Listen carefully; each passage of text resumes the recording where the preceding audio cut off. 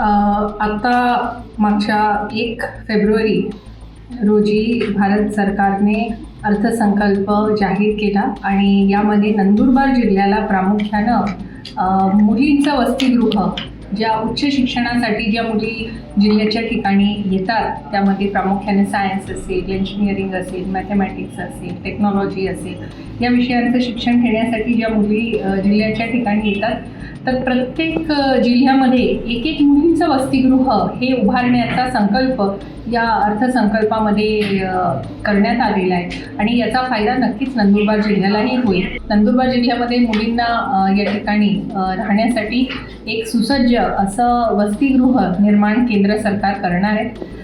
या व्यतिरिक्त प्रधानमंत्री ग्रामसडक योजनेअंतर्गत 378 कोटी रुपयाचा भरघोस असा निधी महाराष्ट्राच्या वाट्याला केंद्र सरकारने अर्थसंकल्पामध्ये दिला आहे.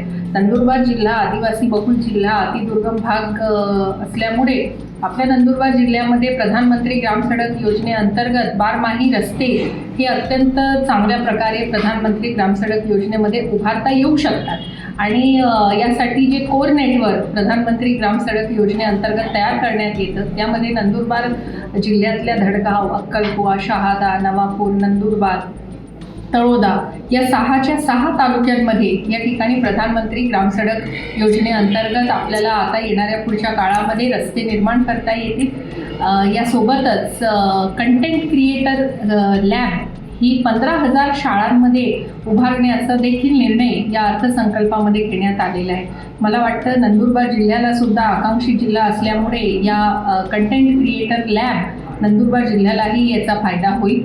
खेलो इंडिया मिशन हे देखील खेळाडूंना प्रोत्साहन देण्यासाठी सुरू करण्यात आलेलं आहे, तर याचाही फायदा नंदुरबार जिल्ह्यातील खेळाडूंना नक्कीच होणार.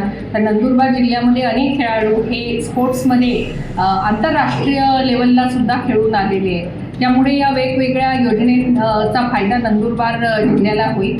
नंदुरबार जिल्ह्याच्या महिलांसाठी सुद्धा, महिला बचत गटांसाठी सुद्धा एक विशेष योजना या अर्थसंकल्पामध्ये घोषित करण्यात आली आहे. त्यासोबतच MSME सेक्टरमध्ये सुद्धा 10,000 कोटींचा भरघोस असा निधी हा देण्यात येणार आहे. त्यामध्ये नंदुरबार जिल्ह्यातील तरुण आहे, युवा आहे, महिला आहे आणि वेगवेगळे व्यावसायिक आहे, यांना नक्कीच याचा फायदा होईल असा माझा विश्वास आहे.